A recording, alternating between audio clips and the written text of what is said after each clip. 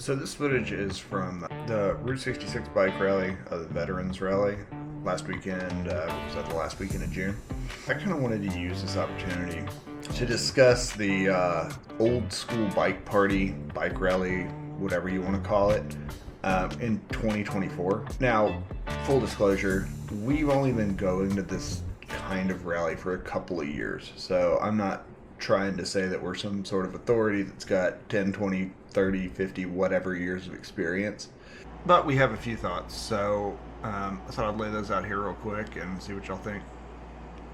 Out of the gate, the first thing that I've noticed is I think it's fairly safe to say every single event we've gone to over the past couple of years that's sort of out in the woods, camping, bike games, sort of no rules, no holds barred. You pay your $50 at the gate and you're good to go.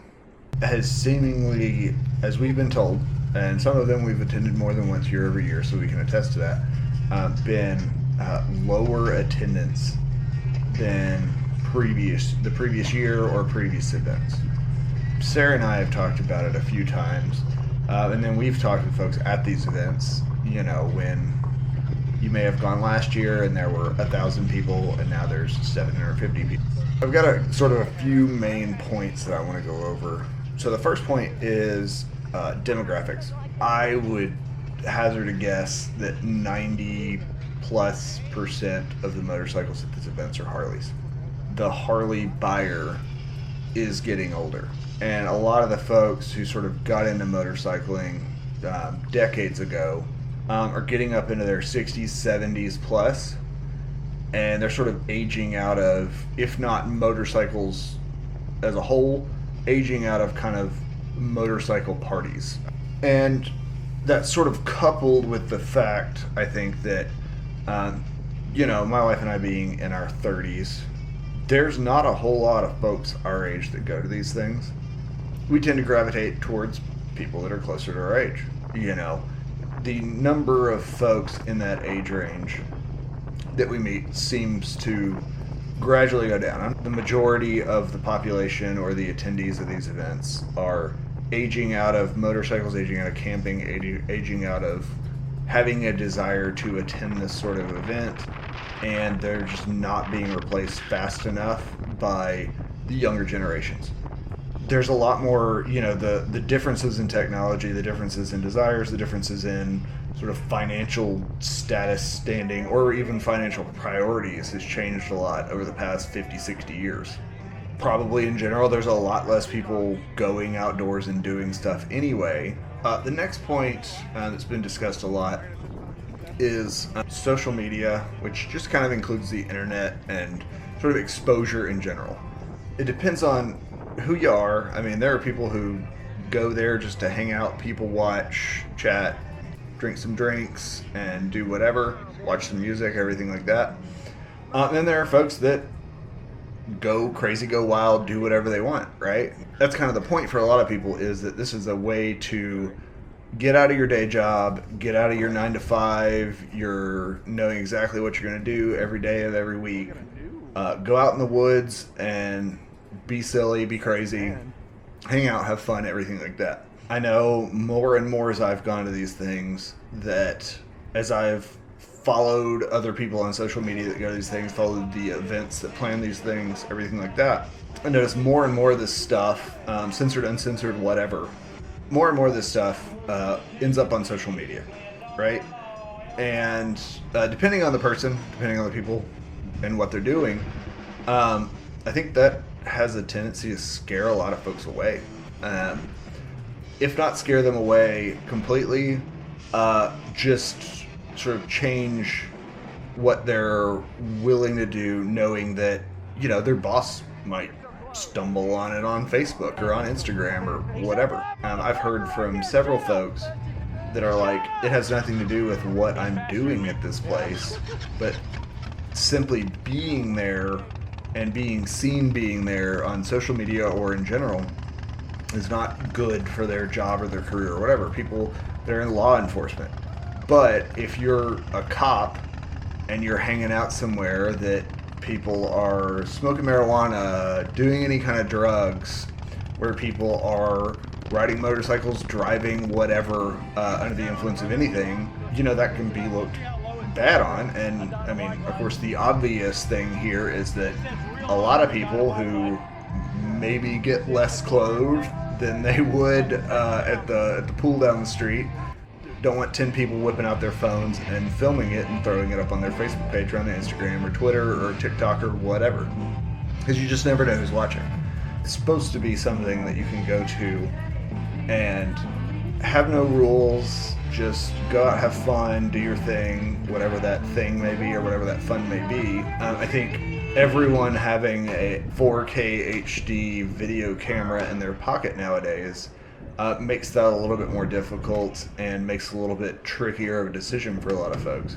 We've been to places that straight up say, no cameras, no filming, no whatever. Now, you see people taking pictures. I've even filmed some, but I know that the heart behind no cameras, no filming is you can film your friends, film your camp area, film whatever, but if you're just trying to creep, you're probably going to be asked to put your camera away, leave if it's bad enough, etc. Which I think is a good thing. I think more of these places should keep an eye, because the folks who may not do that normally, or who may not want that on social media or on the internet, wherever, are just not going to participate, and eventually probably not going to come if they don't feel like it's a place that they can escape completely from that sort of thing. So I think that the idea of places putting up signs and even having security kind of be aware that, if you see somebody just constantly with their phone out, aiming it at everybody, tell them, to let those folks know, kind of keep track of who's doing it, and then if it gets bad enough, then just boot them out. I think that would go a long way to fixing that problem. The final point I wanted to sort of address, I've just kind of noticed a general lack of planning and preparedness, I guess I'd call it. I don't know if that's because there's not enough hands, if things fall through, people have to pivot, everything like that. The way the schedules for these sorts of events are made, and again, I am not an event planner, I have not planned any of these events, I've not volunteered nor worked any of these events, so grain of salt, this is just my 2 cents as an inexperienced attendee, not a planner. I would like to see it at these sorts of events, a little bit of flexibility.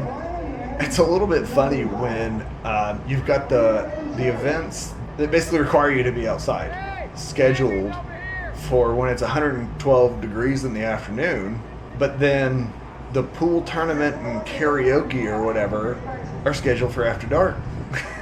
And those are in an air-conditioned building. So, I'm just like, in my head, I'm just kind of like, maybe use a little bit more foresight to think that, hey, if we were to schedule the 3 hours worth of karaoke and pool tournament in the hottest part of the day, we might get people to participate more in bike games, people games, silly games, whatever, hanging out. If we brought them inside for a few hours during the hottest part of the day and then sent them back outside during the evening. If you said, well, bike games, people games, bike show, whatever, were from 7 to 10 o'clock at night, there's still plenty of light. So maybe mess with your schedule a bit to where you put people outside when it's the most comfortable so that you get more participation out of them. So those are kind of 3 things that we've talked to other people about, just kind of been on our minds as we've gone through kind of this journey with these types of events over the past couple of years.